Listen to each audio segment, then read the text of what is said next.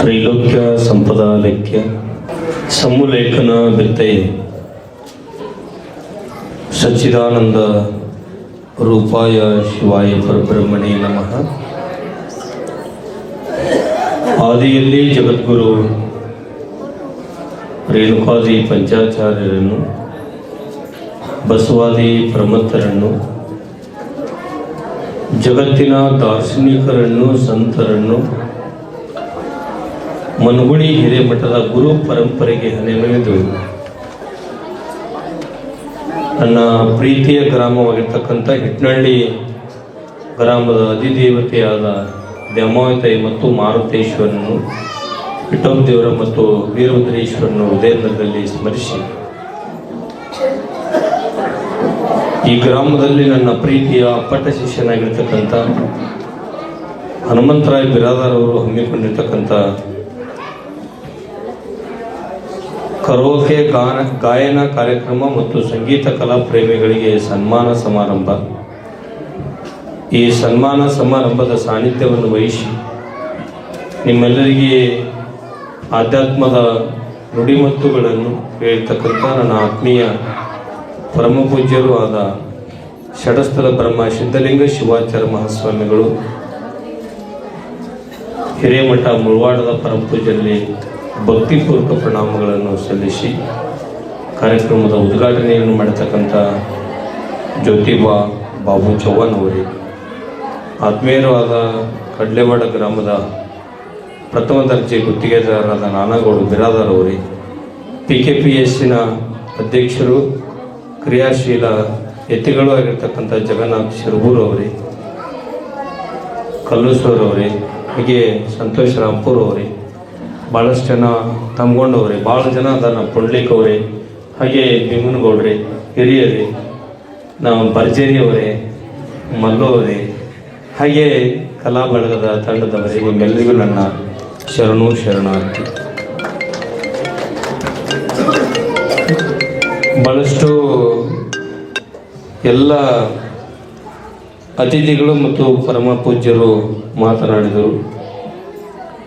ಹನುಮಂತರಾಯವರ ಮಾವನ ಬಗ್ಗೆ ಇಷ್ಟು ಕಳಕಳೆದ ಮಾತುಗಳು ವೇದಿಕೆ ಮೇಲಿರುವಂಥ ಎಲ್ಲ ಅತಿಥಿ ಮೋದರು ಮಾತನಾಡಿ, ಇವತ್ತು ನಾವು ಭೂಮಿ ಮೇಲೆ ಬಂದ ನಂತರ ಬರೀ ಭೂಮಿ ಬಂಗಾರ ಬಂಗ್ಲೆ ಗಳಿಸೋದಕ್ಕಿಂತನೂ ಏನು ಗಳಿಸಬೇಕು ಅಂದ್ರೆ ಅಂತಾರೆ ನೋಡಿ ಜನ, ನಾವು ಹೋದ ನಂತರ ನಮ್ಮ ಹೆಸರು ಮತ್ತು ನಮ್ಮ ನೆನಪು ಮಾಡ್ಕೊಂಡ್ರಂದ್ರೆ ಅದಕ್ಕಿಂತ ದೊಡ್ಡ ಸಂಪತ್ತು ಯಾವುದೂ ಇಲ್ಲ ತಿಳ್ಕೊಂಡು ಜನ ಹೇಳ್ತಾರೆ.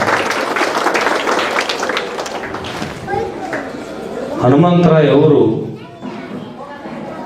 ಬೇರೆ ಪ್ರೈವೇಟ್ ಶಾಲೆಯಲ್ಲಿ ಹೋಗಿ ತಮ್ಮಲ್ಲಿರುವಂಥ ವಿದ್ಯೆಯನ್ನು ಮಕ್ಕಳಿಗೆ ಕರೆದು ದಾರಿ ಎಳಿತಕ್ಕಂಥ ಅಪರೂಪದ ಮಾಣಿಕ್ಯದ ವ್ಯಕ್ತಿಯರು.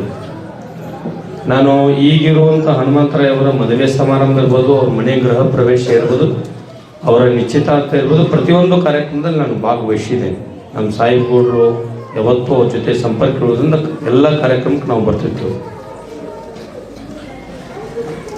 ನಮ್ಮ ಈಗಿರುವಂಥ ಹನುಮಂತರಾಯ್ ಅವರು ಶಾಲೆಯಲ್ಲಿ ಶಿಕ್ಷಕರಾಗಿ ಸೇವಾ ಮಾಡೋ ಜೊತೆಗೆ ದೇವ್ರು ನೋಡ್ರಿ ಅವ್ರಿಗೆ ಎಂಥ ಶಕ್ತಿ ಕೊಟ್ಟಾನಂದ್ರೆ, ಬರೀ ನೀ ಶಿಕ್ಷಕನಾಗಿ 4 ಮಕ್ಕಳಿಗೆ ಬೋಧನೆ ಮಾಡೋ ನಿನ್ನಲ್ಲಿರುವಂಥ ವಿದ್ಯೆ ಅಲ್ಲದೆ ಸರಸ್ವತಿ ಸಂಗೀತನೂ ಒಲಿದು ಬಿಡುತ್ತೆ.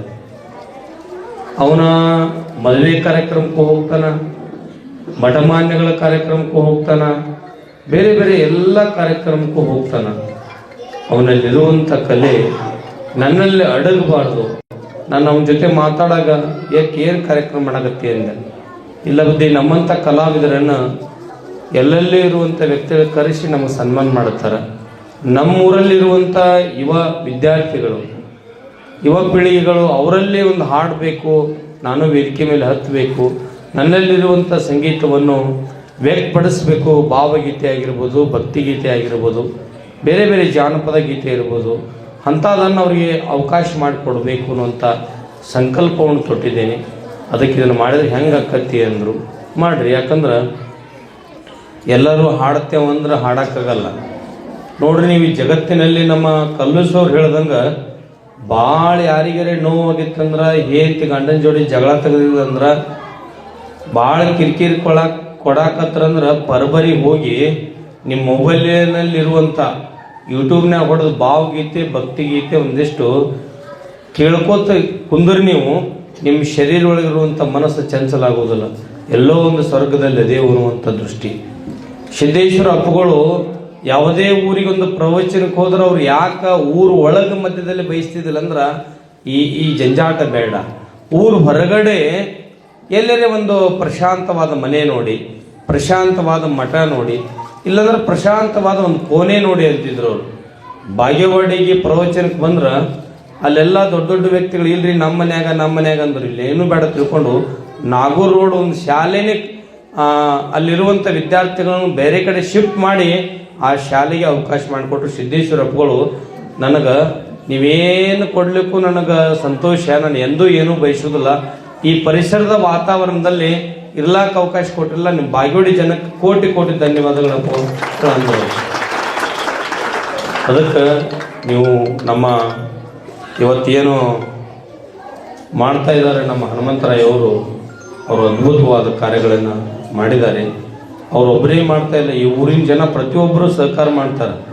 ಸಾಹೇಬಗೌಡರು ಬೆಳಗ್ಗೆ ಹಿಡ್ಕೊಂಡು ನನಗೆ 2-3 ಸಲ ಫೋನ್ ಮಾಡಿದ್ರು. ಬೇರೆ ಬೇರೆ ಇಲ್ಲೆಲ್ಲ ನಮ್ಮ ಭೀಮನಗೌಡರು ಹಾಗೆ ಎಲ್ಲರೂ ಎಷ್ಟೆಲ್ಲ ಓಡಾಡ್ತಾರೆ. ನಮ್ಮ ಮಲ್ಲಿಗೆ ಯಾಕೆ ಎದ್ದು ಅಂದಾನ, ಇಲ್ಲ ಪ್ರಸಾದ ವ್ಯವಸ್ಥೆ ಮಾಡಬೇಕ್ರಿ ಅಂತ ತಿಳ್ಕೊಂಡು. ಒಬ್ಬ ಬೆಳೆಯುವಂಥ ವ್ಯಕ್ತಿಗೆ ಪ್ರೋತ್ಸಾಹಿಸುವಂಥ ಗ್ರಾಮ ಯಾವುದಾದ್ರೂ ಇದ್ರೆ ವಿಜಯಪುರ ಜಿಲ್ಲೆಯಲ್ಲಿ ಅದು ಹಿಟ್ನಳ್ಳಿ ಗ್ರಾಮ. ಈ ಊರಲ್ಲಿ ಭಕ್ತಿನೂ ಹಾಗೆ ಇದೆ, ಶಕ್ತಿನೂ ಹಾಗೆ ಇದೆ. ಎಲ್ಲರನ್ನು ನನ್ನವರನ್ನುವಂಥ ಭಾವನೆಯನ್ನು ಇಟ್ಕೊಂಡು ಬೆಳೆಯುವಂಥ ವ್ಯಕ್ತಿಗಳು ಜನರಲ್ಲಿ ಸಿಗ್ತಾ ಇದ್ದಾರೆ. ಅದಕ್ಕೆ ಎಷ್ಟು ಸ್ಪರ್ಧಾಳಿಗಳು ಭಾಗವಹಿಸಿದ್ರು ಇಲ್ಲಿ? ಎಷ್ಟು ಜನ? ಬೆಳಿಗ್ಗೆ 8ಕ್ಕೆ ಚಾಲು ಮಾಡ್ರಿ. 70 ವಿದ್ಯಾರ್ಥಿಗಳು ಭಾಗವಹಿಸ್ಯಾರಪ್ಪ ಅಂದ್ರೆ ಗುಡ್. ನಾನು ಹಾಡ್ಬೇಕಂತೇನ್ರಿ, ಹಿಂಗೆ ವಾಕಿಂಗ್ ಹೋಗಿದ್ದೆ. KNR ಗೊತ್ತಿರ್ಬೇಕು, ನಮ್ಮ ಪ್ರಭುಗೆ ಗೊತ್ತೈತಿ ನೋಡಿ. ಎಲ್ಲರನ್ನು ಕಣ್ಣು ನಾನು ಹಾಡ್ಬೇಕಂತ ತಿಳ್ಕೊಂಡು KNRನಾಗ ವಾಕಿಂಗ್ ಮಾಡ್ಕೋತ ಸುಮ್ಮ ರಾಗ ಎಬ್ಸಿದೆ, ಹಾಡಾಕತ್ತೆ. ಅಲ್ಲಿ ತೋಟದ ಮಗ್ಗಲ್ಕ್ಕೆ ಅಜ್ಜಿ ಮುಕ್ಕೊಂಡಿತ್ತು. ಯಾರು ಹಿಂಗೆ ಆಡಾಕತ್ತಾರ ತಿಳ್ಕೊಂಡು ಅಜ್ಜಿ ಹೊರಗೆ ಬತ್ತು. ನಸಕನ್ಯಾಗ 5:30 ಆಗಿರ್ಬೇಕು. ಹಾಗೆ ವಾಕಿಂಗ್ ಮಾಡ್ಕೋತ ಯಾರಯ್ಯಪ್ಪ ಅಂದ್ರು, ಸ್ವಾಮಿಗಳ ನೀವು ಇಲ್ಲಿ ಬಂದಿರಲ್ಲ ಅಂದ್ರೆ, ವಾಕಿಂಗ್ ಬರ್ತೀನಿ ಅಜ್ಜಿ ನೀ ನೋಡಿಲ್ಲ ಅನ್ನೋದು. ಇಲ್ಲ ನೋಡಿಲ್ಲ, ಭಾಳ ಏರ್ದಲ್ಲಿ ಹಾಡಾಕತ್ತಿದ್ರು. ಹಿಂಗ್ಯಾಕೆ ಹಾಡಾಕತ್ತಾರತ್ ನಾನು ನೋಡಿದೆ. ಯಾಕೆ ಹಿಂಗೆ ಕೇಳಿದೆ ಅಂದ, ನಮ್ಮ ಮನ್ಯಾಗ ನಮ್ಮ ತೋಟದಾಗ ಒಂದು ಎಮ್ಮೆ ಹಿಂಗೆ ಇತ್ತು, ದಿನ ಒದರ್ತಿತ್ತದು. ಒದರಿ ಹೋಗ್ಬಿಡ್ತಿ ಮ್ಯಾಗ. ಅದಕ್ಕೆ ಇದು ದನಿ ನವಿಲ್ ದನಿ ಬರಲಿಲ್ಲ, ಬ್ಯಾರೆ ದನಿ ಬತ್ತು. ಮತ್ತೇನಾರೇ ಆಗೈತೆ ಅನ್ನೋದು ನೋಡಕ್ಕೆ ಬಂದೀನಿಪ್ಪ ತಂದಳಕ್ಕಿ. ಅಂದ್ರೆ ನನಗೆ ಹಾಡಕ್ಕೆ ಬರಲ್ಲ, ಮಾತಾಡಕ್ಕೆ ಬರ್ತೈತಿ. ನಮಗೆ ಮಾತಾಡಕ್ಕೆ ಬಂದ್ರೆ ಮತ್ತೊಬ್ಬರಿಗೆ ಮಾತಾಡಕ್ಕೆ ಬರಲ್ಲ. ದೇವರು ಒಂದೊಂದು ಶಕ್ತಿ ಕೊಟ್ಟಿರ್ತಾನೆ. ಅದಕ್ಕೆ ನಿಮ್ಗೆಲ್ಲರೂ ವಾಕಿಂಗ್ ಮಾಡಾಗ ನಿಮ್ಗೆ ಹಾಡೋದು ಹೇಳಲ್ಲ, ಹಾಡ್ರಿ. ಹಿಂಗೆ ಒಬ್ರಿಗೆ ಭಾಷಣ ಮಾಡೋದಾಗಿಲ್ರಿ. ಜೀವನದಾಗ ಚಂದ ಇರಬೇಕು, ಆರಾಮಿರಬೇಕು, ಖುಷಿ ಇರಬೇಕು, ಇರೋದ್ರೊಳಗೆ ಕೊಟ್ಟು ದಾನ ಮಾಡಿ ಪ್ರೀತಿಯಿಂದ ಇರಬೇಕು, ನಗೋತಿರ್ಬೇಕು ಅಂತಂದೆ ನಾನು. ಅಪ್ಪೋರು ನಗಬೇಕು, ಆರಾಮಿರ್ಬೇಕಂದ್ರೆ ನೀವು ಬೆಳಗಿನ ಜಾವ ಆಗಲಿ ಸಾಯಂಕಾಲ ಒಟ್ಟು ವಾಕಿಂಗ್ ಮಾಡಾಗ ಇಷ್ಟು ನಗ್ತಾ ಇರಿ ಅಂದೆ.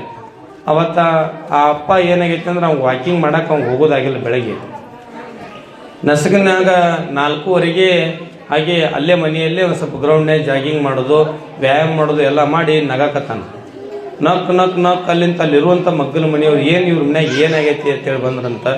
ಹಿಂಗ್ಯಾಕೆ ನಗಾಕತ್ತಿ ಅಂತನ, ಇಲ್ಲ ನಮಗಿದೊಂದು ವ್ಯಾಯಾಮ ಕಲಿಸ್ಕೊಟ್ಟಾರ ಮನಗುಳ ಸ್ವಾಮಿಗಳು, ಅದಕ್ಕೆ ಈ ರೀತಿ ನಗು ಅಂತ ಹೇಳ್ಯಾರನ್ನ. ಅವ್ರು 3-4 ಮಂದಿ ನಮಗೆ ಬಂದರು. ಏನ್ರಿ ಇದೆಂತ ವ್ಯಾಯಾಮ ಬರೀಯಪ್ಪ ಅಂದ್ರೆ, ಇಲ್ರಿ ಮತ್ತೀಗ ನಗಸ್ಬೇಕಂದ್ರೂ ರೊಕ್ಕ ಕೊಟ್ಟು ನಗಸ್ಬೇಕು, ಗೊತ್ತೈತಿ ನಿಮ್ಗೆ? ಆ ಪ್ರಾಣೇಶಿಗೆ ಮತ್ತು ಎಲ್ಲ ರೊಕ್ಕ ಕೊಟ್ಟೆ ಕರೆಸ್ತಾರೆ. ನಮ್ಮ ಊರ ಜಾತ್ರೆಗೆ 1 ಲಕ್ಷ ಕೊಟ್ಟು ಕರೆಸ್ಯಾರ ಅವ ಅಂತ. ನಿಮ್ಮ ಊರಾನ ಜನ ಎಷ್ಟು ಹುಚ್ಚದಾರ್ರಿ, ಹುಚ್ಚರದಾರಂದ್ರು ನಗತಾರ ನೋಡ್ರಿ ಅಂದವ. ಭಾಷೆಗಿಂದ ನಾವು ಹಂಗೆ ಕೂತೇವು. ಯಾಕ್ರಿ ಪ್ರಾಣೇಶ ಅಂದೆ. ಈಗ ಯಾಕೆ ಅಂತಾರೆ ನೋಡ್ಗ ಸ್ವಾಮಿಗಳಂದ್ರೆ ಅದಕ್ಕೂ ನಕ್ಕೆ ಬಿಟ್ರೆ ಅವರು. ಅದಕ್ಕೆ ಇದೇ ನೋಡ್ರಿ ನಗ್ಸೋದು ಏನೂ ಇಲ್ರಿ ಅಪ್ಪರ ತಂದವ. ಅದಕ್ಕೆ ಹಿಂಗೆ ನಕ್ ಅದಕ್ಕೆ ಮಗಕ್ಕೆ ಮನಗಿಸ್ಕೊಡಲ್ಲಾಗ್ಯಾನ್ರಿ ಅಂದರು. ನಗಬೇಕಾದ್ರೆ ಗೊತ್ತೈತಿಲ್ಲ ನಂಗೆ ನಗರಿ, ಹೊಲಗೊಳ್ದಾಗ ನಗರಿ. ಯಾಕಂದ್ರೆ ಭಾಳ ಚಿಂತೆ ಮಾಡೋದ್ರಿಂದ ಶುಗರ್ ಬರ್ತೈತಿ, BP ಬರ್ತೈತಿ, ಬೇರೆ ಬೇರೆ ಬರ್ತಾವೆ. ಆದ್ರೆ ಶುಗರ್ಗೆ BP ಬೇರೆ ಬೇರೆ ಜಡ್ಡಕ್ಕೆ ಗುಳಿಗಿದಾವೆ. ಚಿಂತೆ ಅನ್ನೋದು ಗುಳಿಗಿಲ್ಲ. ಅದೊಂದು ನಾನೇ ಕಣ್ಣು ಹಿಡಿಬೇಕಂತ ಮಾಡೀನಿ, ನಾ ಡಾಕ್ಟ್ರಿಗೆ ಮುಗಿಸಿಲ್ಲ. ಅದಕ್ಕೆ ಯಾರ ಕಡೆನೂ ಅದನ್ನು ಕಣ್ಣು ಹಿಡಿಯೋಕೆ ಆಗೋದಿಲ್ಲ.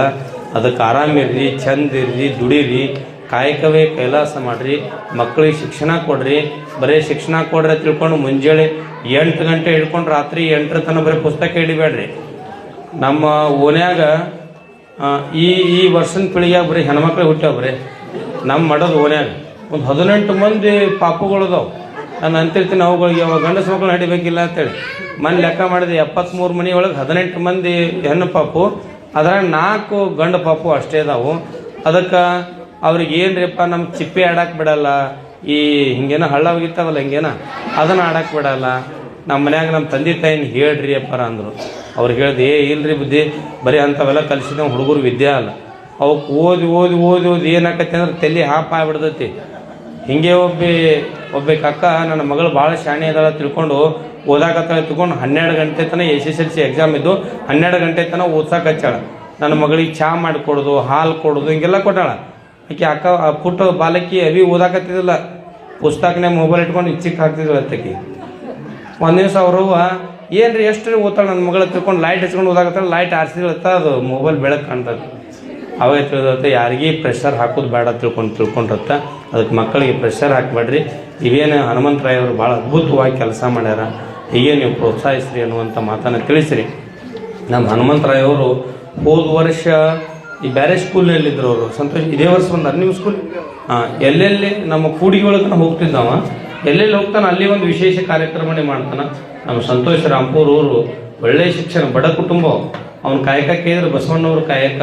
ಬಡ ಕುಟುಂಬದಲ್ಲಿ ಅವನಿಗೂ ಅವ್ನ ಶಾಲೆ ಹೆಂಗೆ ಬೆಳೆಸಾರಂದ್ರೆ, ನೀವು ಊರಾನವ್ರು ನಮ್ಮ ಹನುಮಂತರಾಯನ ಹೆಂಗೆ ಬೆಳೆಸಾಕತ್ತೀರಿ ಅಲ್ಲಿ ಬಬಲೇಶ್ವರ ಪಟ್ಟಣದಲ್ಲಿ ನಮ್ಮೆಲ್ಲ ಅವ್ನ ಯುವಕರು ಬೆಳಗ್ಗೆ ನೋಡ್ಬೇಕ್ರಿ.